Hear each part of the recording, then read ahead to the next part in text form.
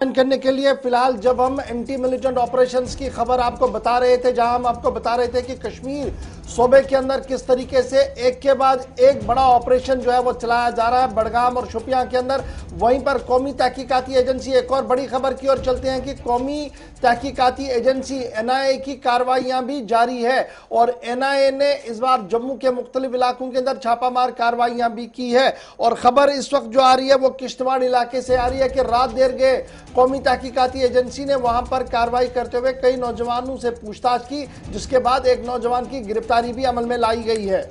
बड़ी खबर चिनाब खित्ते से, जहां पर किश्तवाड़ के अंदर एक मिलिटेंट को गिरफ्तार किया गया है। हिजबुल मुजाहिदीन नामी तंजीम से इसका ताल्लुक बताया जाता है और अब स्पेशल कोर्ट के सामने भी कौमी तहकीकाती एजेंसी की तरफ से इस मिलिटेंट को पेश किया गया था और उसके बाद 5 रोजा पुलिस की तहवील में इसे भेज दिया गया है। लेकिन जो इस पर इल्जाम है कि गुज़श्ता कई बरसों से खित्ता चिनाब के अंदर ये मिलिटेंट काफी सरगर्म रहा है, जिसे लेकर तलाश काफी ज्यादा न सिर्फ पुलिस को थी बल्कि उसके साथ साथ बाकी जो एजेंसियां थी मुसलसल मुतअद्दिद मकामात पर छापेमारी भी कर रहे थे और जिसकी गिरफ्तारी अमल में लाई गई उस पर यह इल्जाम है कि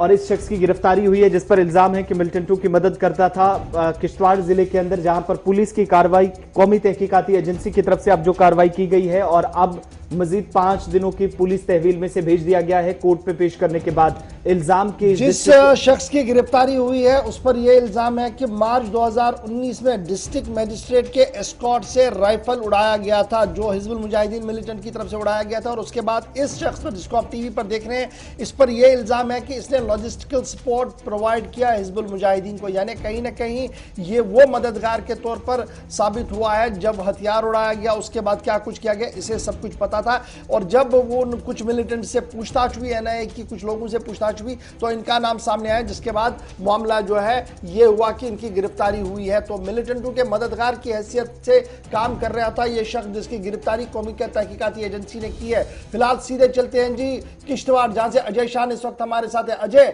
अपडेट कीजिएगा, क्या कुछ तफसीलात आपके पास है और अहले खाना जो घर वाले हैं वो क्या कुछ कह रहे हैं इस गिरफ्तारी के बाद? देखिए गौर, ये जो मिलिटेंसी का सिलसिला 2018 में परिहार ब्रदर्स की किलिंग के साथ किश्तवाड़ में शुरू हुआ था, उसके बाद डीसी किश्तवाड़ के जो पीएसओ है उसका वेपन स्नैचिंग का मामला आया, आरएसएस के लीडर चंद्रकांत शर्मा की किलिंग हुई और पीडीपी के प्रेसिडेंट की बॉडीगार्ड की भी वेपन स्नैचिंग हुई थी। उसके बाद जब पुलिस ने इन्वेस्टिगेशन स्टार्ट की और जो इन्वेस्टिगेशन में कुछ बातें सामने आई थी उसमें इसका भी नाम सामने आया था।